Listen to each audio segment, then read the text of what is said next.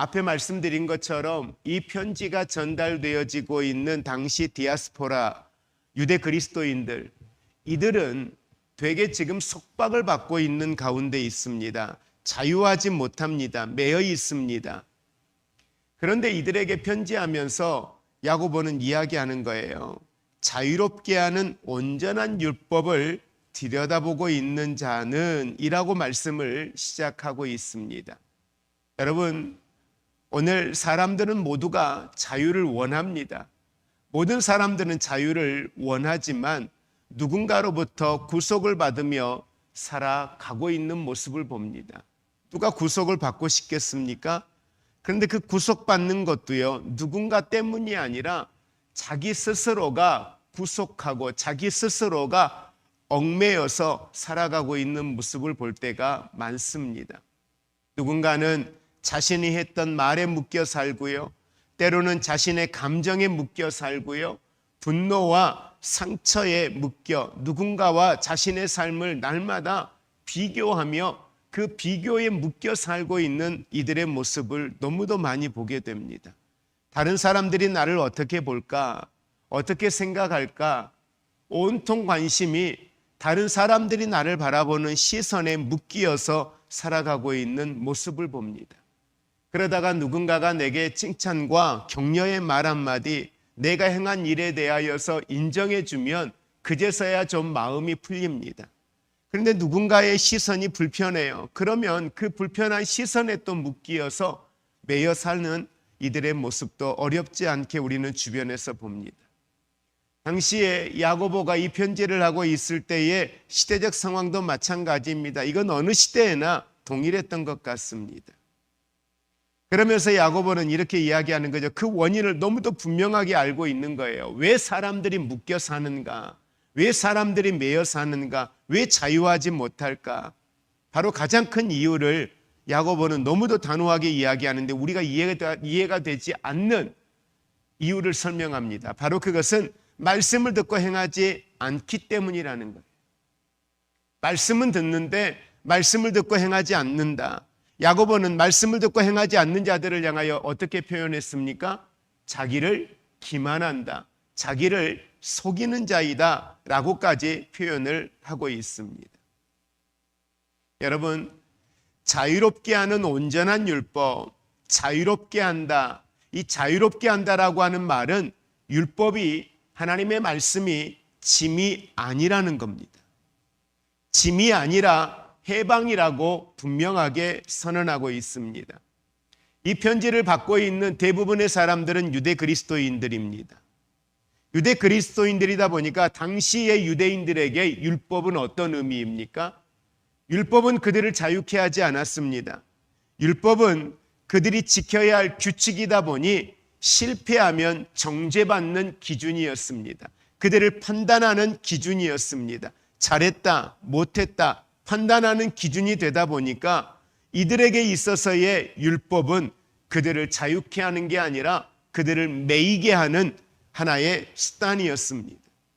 그러나 오늘 야고보는 분명히 말합니다. 복음 안에서 말씀은 우리를 살리는 길이다. 그래서 요한복음 8장 31절 32절의 말씀에 이렇게 말하죠. 너희가 내 말에 거하면 참으로 내 제자가 된다. 그리고 32절은요. 진리를 알지니 진리가 너희를 자유케 하리라 라고 말씀합니다.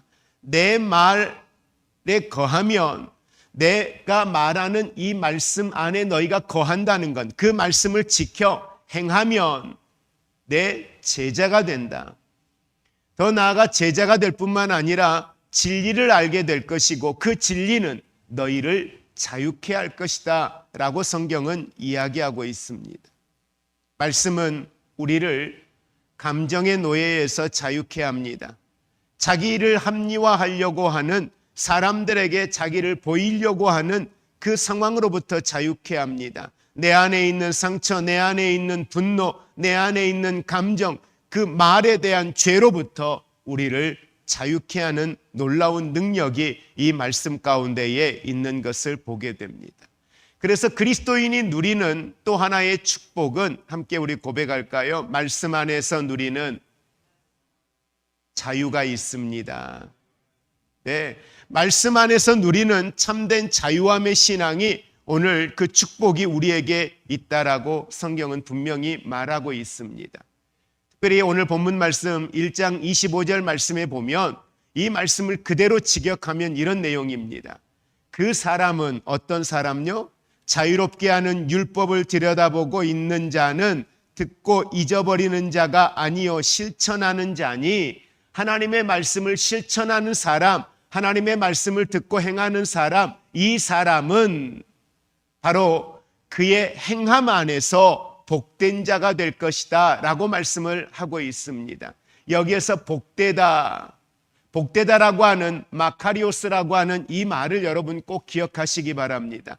이 마카리오스라고 하는 복되다라고 하는 복이 있다라고 하는 이 말의 의미는 환경이나 물질과 무관한 복을 이야기하고 있습니다. 우리가 일반적으로 말하는 복은 환경을 통하여 물질로 상황의 변화를 통하여 나타나는 물리적인 보이는 복을 이야기합니다. 그러나 성경이 말하고 있는 마카리오스라고 하는 이 복이라고 하는 의미는 하나님과의 관계에서 오는 존재에 대한 복을 이야기하고 있습니다. 참된 자유함을 누리는 성도들의 모습을 보면 물리적인 변화로 인하여서 누리는 자유함은 일시적입니다. 그러나 자신의 존재가 어떠한 존재인가에 대하여 깨닫고 그 안에서 누리는 복은 참된 자유함, 지속되는 자유함의 복을 누리는 모습을 보게 됩니다.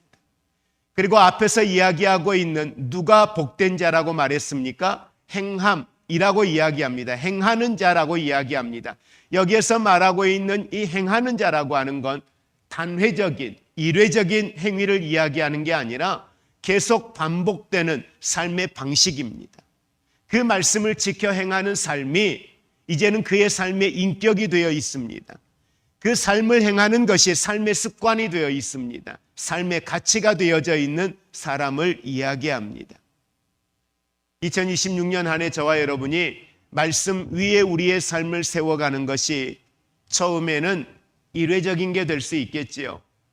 그러나 시간이 지나면서 말씀대로 사는 것이 우리의 습관이 되고 그것이 우리의 인격이 되고 우리의 가치가 되고 그것이 당연한 우리의 삶의 모습이 되어질 수 있기를 원합니다. 그럴 때 왜 우리가 말씀 안에 행하는 게 중요하냐? 오늘 야고보는 그 이유를 분명히 설명합니다. 그 이유는 오늘 말씀 후반절에 이렇게 이야기하잖아요. 자, 다시 한번 보겠습니다. 보고 있는 자, 오늘 율법을 들여다보고 있는 자는 듣고 잊어버리는 자가 아니라 실천하는 자니, 그 다음요 같이 합독합니다. 이 사람은 그 행하는 일에 복을 받으리라. 그 행하는 일에 복을 받는다라고 하는 이 말의 의미는 그 행함 안에서 라고 해석하는 게 정확한 표현입니다.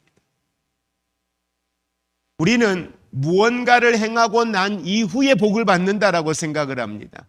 그러나 성경이 말하고 있는 복은 그 행함 이후에 받는 것이 아니라 행함 그 자체가 이미 복이라는 겁니다. 행함 자체 안에, 내가 순종하고 있는 그 안에, 결단하고 가고 있는 그 길 안에, 그것이 이미 복이라고 성경은 이야기합니다. 그래서 순종, 나중에 복이 아니라 순종의 자리, 바로 이미 그 자리가 복이라는 겁니다. 그래서 다시 정리하면 복은 순종의 보상이 아니라 순종이 이루어지는 바로 그 삶의 상태, 그 자리가 바로 복이라는 거예요. 우리는 신학적으로 이것을 히브리적 복의 개념이다라고 이야기합니다. 히브리 사람들, 구약의 사람들, 히브리적 정체성, 히브리적인 가치, 그들이 말하는 복은 내가 행함으로 인하여 이런 복을 받을 거야, 이렇게 순종하니까 이런 복을 받을 거야, 이게 아니라 율법 안에 있는 것, 율법을 지키는 그 순간, 그 자리가 복이라는 거예요. 그래서 여러분, 히브리적인 복을 가장 잘 표현하고 있는 것 중에 하나가 뭐냐 하면 시편 1편에 있는 내용입니다. 시편 1편 1절 2절에 뭐라고 이야기합니까?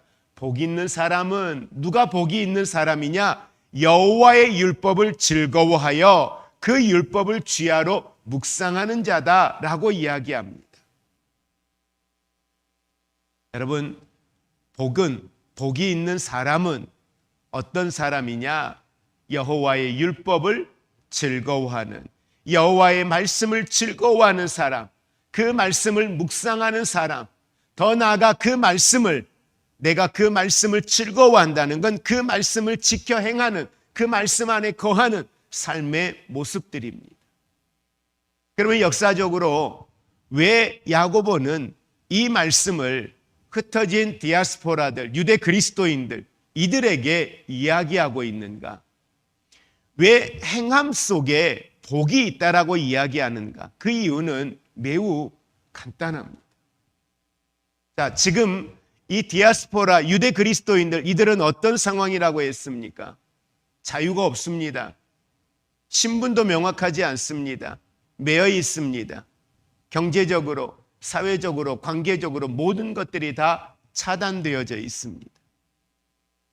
그런 이들이었기 때문에 이들에게 너희가 참된 자유함을 누리기 위해서 너희가 마땅히 해야 할 것이 있는데, 그것은 말씀을 지켜라. 말씀에 순종해라. 말씀을 따라 실천해라. 왜? 그 말씀 안에 뭐가 있으니까? 자유가 있으니까.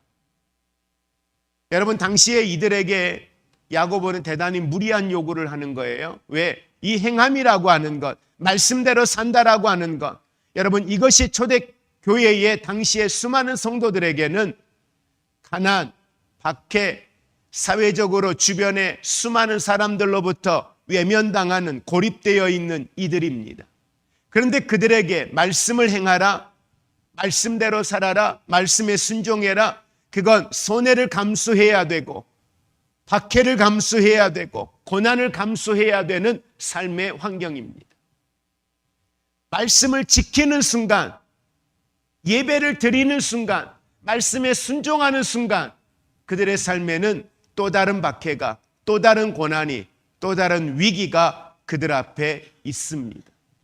그런데 그럼에도 불구하고 그 말씀을 지켜 행하는 그곳에 고난이 있다 할지라도 그 자체가 너희에게 복이니까, 그것이 너희에게 축복이니까.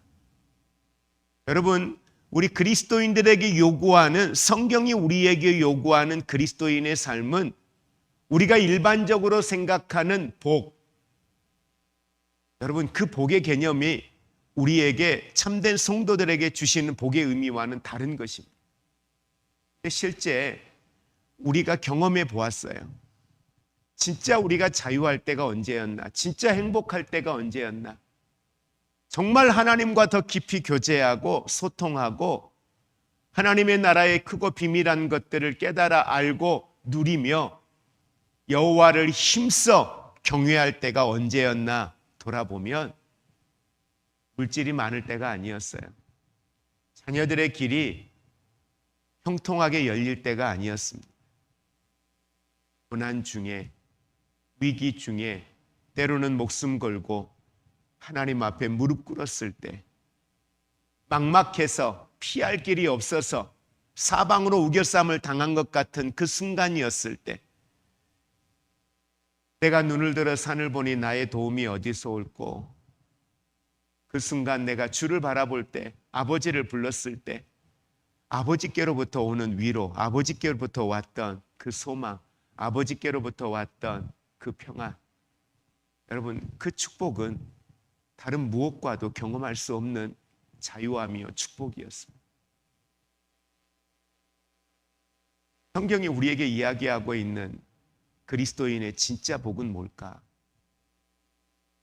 일도 중요하고 건강도 중요하고 회사에서 자녀들이 삶의 길이 열리는 것 매우 중요하죠. 우리는 그걸 복이라고 이야기할 수 있습니다. 그건 하나의 결과물이죠. 아니, 그건 하나의 수단이죠. 그게 본질이 될 수는 없는 것 같습니다. 어느 순간 우리는 물질에 매여 있습니다. 어느 순간 우리는 자녀들에게 매여 있습니다. 우리의 삶에 진리 안에 자유함이 있다라고 이야기하는데 진리가 내 안에 있고 하나님의 생명이 내 안에 있는데도 우리는 너무도 수많은 것들에 매여 있습니다.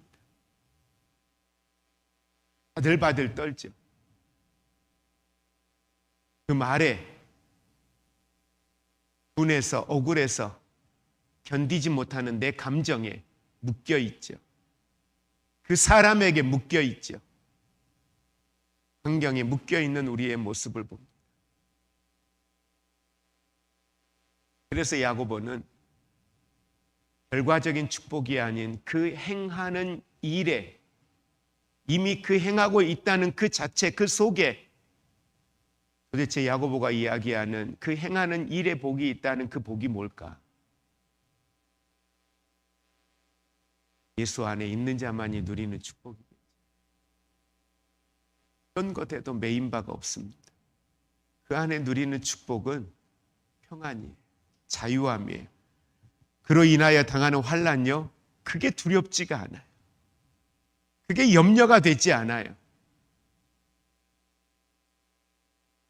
복은 이미 순종 그 자체에서 시작이 됩니다. 순종하는 순간 분노는 내게서 느려지게 되고요. 관계는 회복되고요.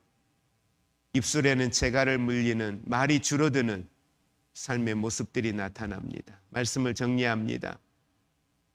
그리스도인이 가장 자유합니다. 왜?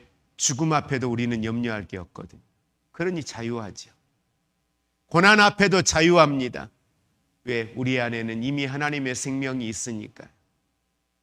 하나님 앞에 숨길 것이 없는 그리스도인입니다.